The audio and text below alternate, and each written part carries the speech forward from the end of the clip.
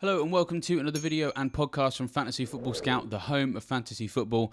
My name is David and today we've got another episode in the FPL Scout Report series where we take a look at some new faces and some big changes in the Premier League for the coming campaign and find out what that means for our FPL teams. That could be new players signing for Premier League teams, it could be players switching from one Premier League team to the other, or it could be a club that's got themselves a new manager and finding out what impact he's going to have on the players at that team. And it's in that sort of place that we are going to find ourselves today because we are looking at Mauricio Pochettino coming to Chelsea for the new campaign. Very, very exciting development at Chelsea. Not least because Pochettino is back in the Premier League and it's not at Spurs. So there's going to be plenty of drama, I reckon, in the London games this particular season.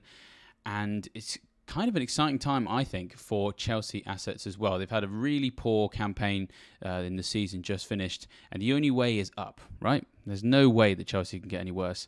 And it would appear Pochettino could be the man to be the one to deliver better things for them. Now, we in the past have been enjoying Chelsea assets, either in defence, in midfield, up front. Reece James, for example, has been at the top table of FPL discussion for some time, but not so much in the last 12 months. So we're kind of hoping, are these assets back? And it's what we're going to be looking at today. So let's start off by having a look at a bit of history first. Now, you probably listened to enough of these podcasts or watched enough of these videos to know now that I'm a big fan of going back in time and having a look at the history. And I have to say, I've really enjoyed going back and having a look at Pochettino's history because I'm going to be completely honest with you. It's been such a long time since his early days in English football that I completely forgot. He used to be the Southampton manager. It seems like such a long time ago that was the scenario that we had. And before I go any further, a lot of this information is pulled in from the articles that are on Fantasy Football Scout. So if you've been listening to this series or watching this series regularly this summer, you'll be absolutely sick of me telling you this now, but hopefully it's drawing some of you guys into the site itself. If you head to fantasyfootballscout.co.uk and have a look at the articles on there written by Neil and by Tom and by Mark, you will find some great content, which is obviously able to go into much more detail than I can on a video or a podcast. So if you've when you finish listening to this or watching this and you want more information, then make sure you head there to get that. Formerly of Southampton and Spurs, he did very, very well at Southampton, of course. So finished 8th, which was their joint best ever Premier League finish at the time. And then his spell with Spurs, of course, was very successful as well. Although I'm sure if you're an Arsenal fan, you'd probably want to jump in and be like, oh, he didn't win any trophies. And yes, that's fair. But, took them to their first Champions League final in 2019, finished in the top 4 in each of the 4 full campaigns he was manager, which for Spurs was progression. And it did feel like it was aiming towards a trophy that did never come. And of course, they were very, very close to getting that Champions League title in 2019. Liverpool probably deserved to win the game, but to get to that final was of course, impressive.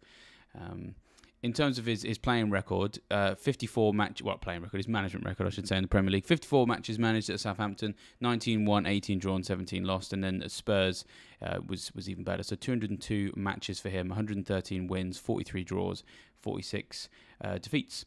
And so things did kind of sour a little bit for Pochettino at Spurs famously, and he obviously left the job and has spent some time in France, where he has been the manager of PSG. Now, if you've not been following European football, then I suppose you won't know too much about this, so it's always good to sort of check in on what he's been doing.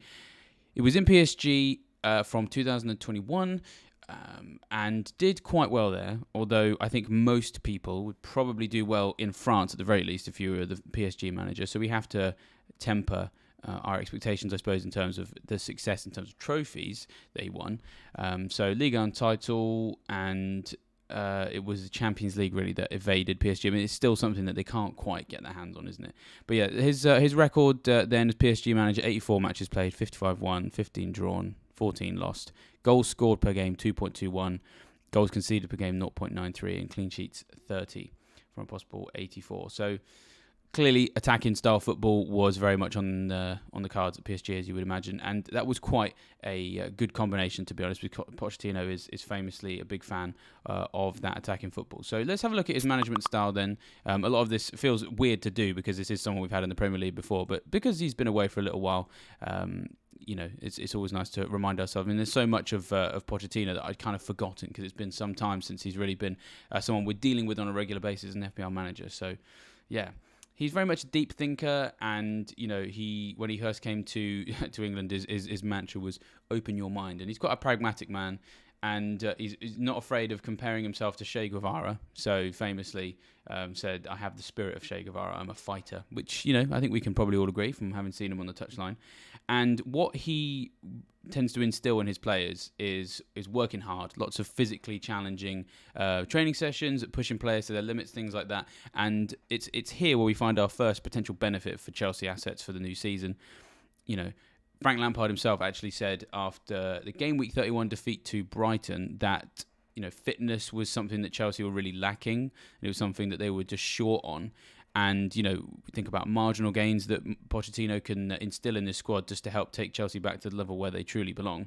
Could be this. So Lampard said, a yard short, a tackle short, a fighting duel moment short, and when that's not right, you're not going to win games. You have to have the capacity to do that as well as the desire. And the minute we're falling short on that and need to turn it around... at the minute we're falling short on that, we need to turn it around quickly. So that's very much Lampard's assessment of the squad. They need someone to come in and help take them to that extra mile to get them to be working hard again. And that very much underpins what Pochettino is all about. So he's quite renowned for his teams having quite a high energy, playing very brave, very sort of fighting spirit type football. And so, that is surely going to help Chelsea. And we've got some decent quotes here from Danny Rose, who rose to, sorry, that was totally unintended, rose to FPL fame for a while when he was playing left back in the Spurs team. It kind of didn't end too well for him, actually, in terms of his relationship with Pochettino from memory. But that was useful for us because he was very forthcoming in the press, I think people might remember. And so we've got this great quote here about just what it's like working under Pochettino. So he's very thorough, very precise. He's a disciplinarian. He records training. He was the first manager I came across who records training, records gym sessions. So there's no hiding places. There was one game we played Crystal Palace and I thought I had a good game. He called me into his office the next day to analyse the game. I thought there were going to be some good clips, but he showed me 26 bad clips of what I got wrong. That's how he is as a manager. And you have to say, when you look at the Chelsea squad as they've been over the last year, they really do need somebody to sort of come in and strap a rocket up their backside. So all that down to that minute detail level of recording even training sessions. I'd be very surprised if we don't see this Chelsea squad improve just based purely on that ability to manage human beings and push them onto another level. We've recently done a scout report on Postecoglou, and he's come in, of course, from Scotland, and it's very difficult to sort of equate Celtic with Spurs, for example, because they play in completely different leagues. The thing about these manager scout reports is we don't, in a way, have to worry so much about that. So much of what we're trying to assess here is an individual's ability as a manager to get the best out of individuals. And it's very easy to believe that we can have high-performing level managers in very low-performing, low-competitive leagues. And so, yes, he's come from PSG, but we're seeing, again, a bit like the Postecoglou scout report, the way that Pochettino interacts with human beings in an attempt to take them to elite-level achievements is very, he's very unique, and it's a style that he's very committed to, and he won't take any prisoners. So I think we kind of know that already. Obviously he did very well at Spurs before himself, Pochettino, and we had some good FPL assets there. But yeah, it's just a reminder that it's not always necessarily about the achievement on the pitch in terms of like other countries and trophies won in those places. It's about how he interacts with other human beings. So I think that's really exciting, to be perfectly honest, to be reading about this with Pochettino.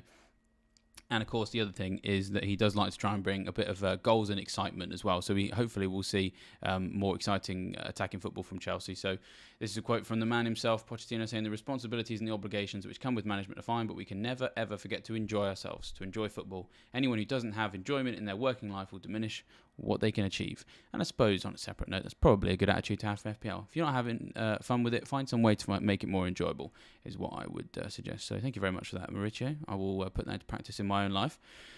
So let's talk about the playing style now, which is we're now getting into the real nitty-gritty of what we could see at Chelsea with him as the manager. So when he was the manager at Southampton and the manager at Spurs, very attack-minded teams, as we've already talked about, and he was very into the 4-2-3-1 formation, which we sort of expect we'll probably see at Chelsea as well.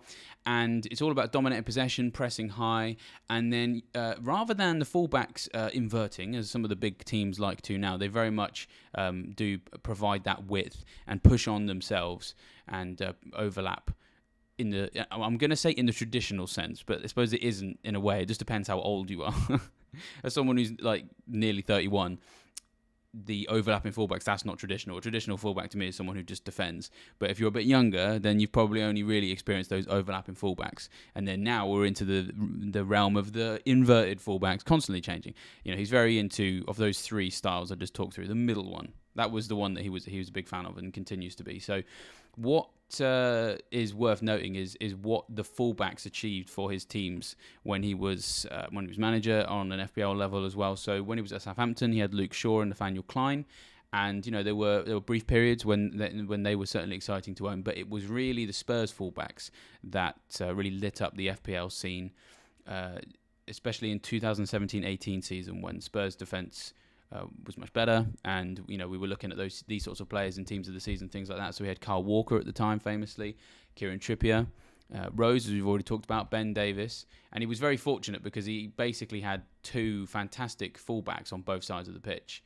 and so there was a bit of rotation there, which we'll sort of come on to in a minute. But yeah, 2017-18 season, Davis and Trippier both had 7 assists each, and they finished the season ranking first and second respectively among all FPL defenders for key passes, and that was despite making fewer starts than those around them because of those rotational things that some of you may remember. So yeah, they were the top two for that, with Davis with 29 appearances, Trippier with 24, and they were the top two, which just shows you how much they were achieving, because you've got Holebas was third from 28 appearances. Bertrand at Southampton was fourth with 35. Alonso at Chelsea was fifth with 33. So they very much played considerably fewer games than those around them and were still the top performing fullbacks in terms of chances created. That's just how exciting they were in game per 90, etc.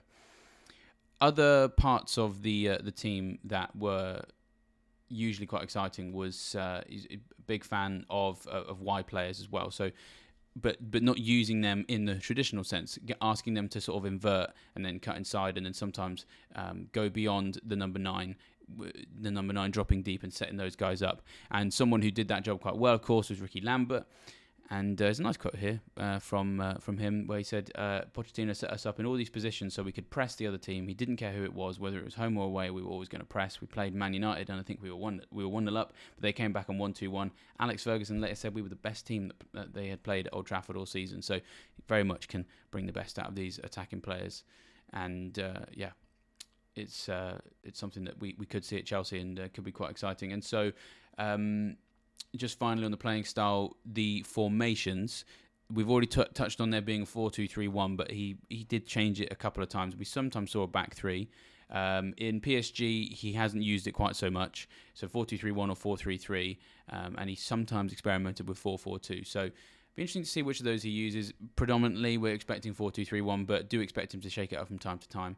And of course, Chelsea do actually have quite a lot of players who are quite versatile, so we could potentially see him shake things up there. But let's talk about Chelsea then, because it is all about the players that he's inheriting that we want to be considering, and we can sort of we can pull through some of the things we've just talked about in terms of Southampton and Spurs to apply to some of these players. But let's start off with the team themselves. So Chelsea, obviously, rubbish last season. Said that many times now. They had a negative goal difference in the Premier League, which is very, not normal for them. Finished 12th. Had 4 different managers. We had Tuchel, Potter, Bruno, and Lampard across the course of the season. And, the fact that none of them were able to really get things going shows you that there's probably more than just the manager that was wrong at that club. And I think we can all agree that that's the case. There's a few things that they've got to sort out. It was their attack that was particularly awful. So they underperformed their XG by a whopping 10.77 goals. So they should have scored 10.77 goals more than they did. Only Wolves had a worse stat in that department. They were the only team with a worse... Oh, sorry, it was only Everton that had a worse stat in that department, and then it was Wolves, Southampton and Everton who scored fewer goals than them. Only those teams scored fewer goals than them. But the handy thing about Pochettino is that he has got a very good history of getting teams to score goals in the Premier League. So looking back at his full seasons at Spurs, we can see that Spurs usually ranked pretty highly for goals scored. So in 2015-16 season, they scored 69 goals. That was the second highest in the Premier League. In the 16-17 season, they scored 86 goals. That was the highest in the Premier League that season. And then in 17-18 and 18-19, in both campaigns, they were the fourth highest goal scorers with 74 goals and 67, respectively. And so if he can bring that approach back to Chelsea, which seems likely because, he's had that attacking approach at PSG as well, then hopefully we should see Chelsea's goal output go up. And we'll talk about Nkunku in a minute because I think he's going to help achieve that as well. So there's a couple of jigsaw pieces that are slowly coming together that make me think that Chelsea assets could be worth considering. And so let's talk about the fullbacks then, because we've discussed the fullbacks at Spurs and Southampton. What do we think will be the impact on Reece James and Ben Chilwell? Well, they seem like very good fits for Pochettino because they almost feel like modern day versions of Trippier and Rose and Davis. And when I say modern day, I know it's only been sort of 5 or 6 years, but it does seem a long time since we had exciting Spurs fullbacks. So yeah, they seem like likely like for like replacements for Pochettino if he's looking for someone to achieve that. But I did say we talk about rotation. There is the slight possibility that they have to come in and out because he has to manage them. They have famously both had injury problems over the last couple of years. And so James started just 14 games last season and Chilwell just started just the 15 games.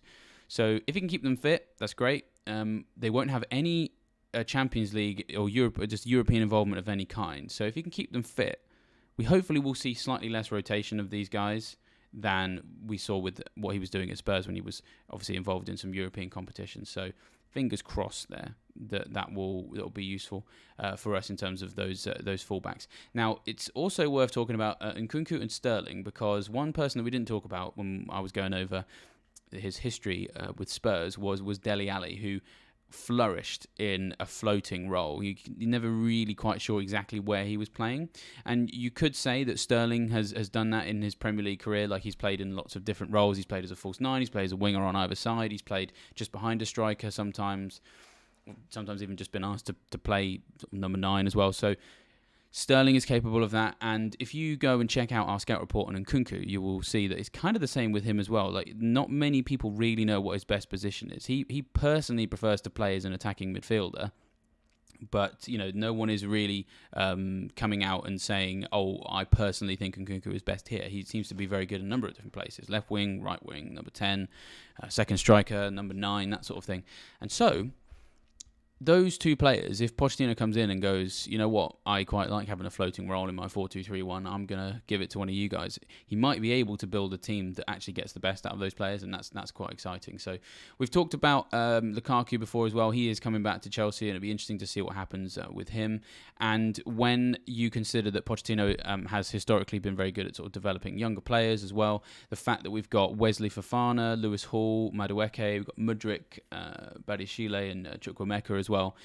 A lot of those guys will probably be very cheap in FPL in the coming season because largely the Chelsea players are going to be cheap anyway because they've not had a particularly good campaign last time, so we're expecting lots of reductions in prices for them.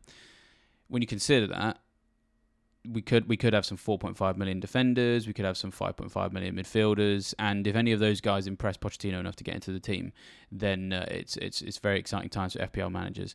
Now, what we would obviously expect you guys to be keeping an eye on is the pre-season, which will have a big impact on exactly who we go for if we're going to go for anybody in game week 1. And so pre-season fixtures for Chelsea, they are going to be playing in the Premier League's first ever tournament in the USA, pre-season tournament in the USA, which is brilliant for us because it means they are largely playing against teams of a similar quality and teams that they'll be playing week in, week out. Usually, if we've got a pre-season sort of campaign where a team goes to sort of like Hungary or something and they're just playing against teams you've never heard of, or famously Neil Warnock used to bring his teams down to Cornwall and would play Tavistock Wanderers, which is a team not far from me that I can tell you is absolutely nowhere near Premier League level and would regularly lose like 15-0 to these teams. Rather than that situation where you're going to learn next to nothing, the fact that they're playing Brighton, Newcastle, Fulham and then Borussia Dortmund in America is fantastic news for us because it just means that Pochettino is going to be of a mind, hopefully, to really try and work out what his best 11 is, which he's going to need to do anyway because he's the new manager. But the fact that it's this big tournament that they're bigging up the Premier League, they're going to want to make sure that the big names are on the pitch for these games. I'm not saying necessarily he's going to cave to corporate pressure, but they have to put on a good show in these games, especially Chelsea, because the pressure is sort of on them to really improve after last season. So I'd like to think that these pre-season games are going to get taken seriously. Only time will tell. And the best way to track that, of course, is the Fantasy Football Scout pre-season page, where you can follow all the pre-season games. All the pre-season minutes will be tracked on there. We'll be able to see who's playing in what position, who's getting what goals, assists, and who's involved in set pieces and things like that. So, that is really good news for us that we've got that situation that we can track in the summer. And so, yeah, keep an eye on that, and that will give us an idea of what formation he's using and what players he's using. That will be very useful. Now, this is the first scout report video that I am recording after the fixtures have dropped. So for the first time in these scout reports, I can't actually talk about the context of the fixtures because, as I've said a couple of times now, the fixtures actually look quite nice. So, in the first 6 game weeks, they do have Liverpool at home in the first match, and they've also got West Ham away in game week 2, which, I'm going to talk about them second because I want to talk about the best bits first. So it's Luton at home in game week 3, Nottingham Forest at home in game week 4, Bournemouth away in game week 5, and Villa at home in game week 6. From game week 3 onwards, those fixtures look really nice. You couldn't really ask for across the 6, I don't think you could ask for a better first 6 matches as Chelsea manager if you're Pochettino, because you've got a big game against Liverpool in the first one. And to be honest, I think there'll be enough people that if that result isn't necessarily positive, as long as they play well in that game, I think that he will be let off the hook, so to speak, because it's unfortunate they've had a big team in game week 1. But then with West Ham, Luton, Forest, Bournemouth, there's 4 matches there that are winnable without necessarily having to put in, too much of a, I don't want to say world-class performance, but, they're not going to... They've got players in this squad who have the quality to turn those teams over by just being themselves. And so there's the possibility they can get themselves off to a good start and build some confidence with those fixtures.